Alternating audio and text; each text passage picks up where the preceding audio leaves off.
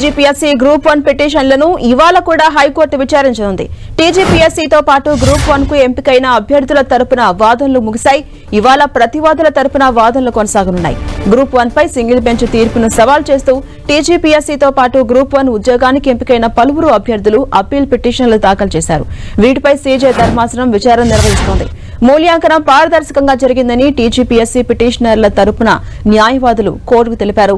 Group 1 ఉద్యోగానికి ఎంపిక కాని అభ్యర్థులు అపోహలతో పిటిషన్లు వేశారని, వాటిపై వాదనలు విన్న సింగిల్ బెంచ్ ఎలాంటి ఆధారాలు లేకుండానే ఎంపిక జాబితాను రద్దు చేసింది అన్నారు. ఎన్నో ఏళ్ల తర్వాత గ్రూప్ 1 నోటిఫికేషన్ విడుదల చేశారని, ఎంతో కష్టపడి అభ్యర్థులు ఉద్యోగానికి అర్హత సాధించారని, సింగిల్ బెంచ్ తీర్పుతో అభ్యర్థులకు తీవ్ర అన్యాయం జరిగిందని వాదించారు. గ్రూప్ 1 మెయిన్స్ మూల్యాంకనం పరీక్షా కేంద్రాల కేటాయింపులో అవకతవకలు జరిగాయంటూ ప్రతివాదుల తరపు న్యాయవాది సురేందర్ కోర్టుకు తెలిపారు.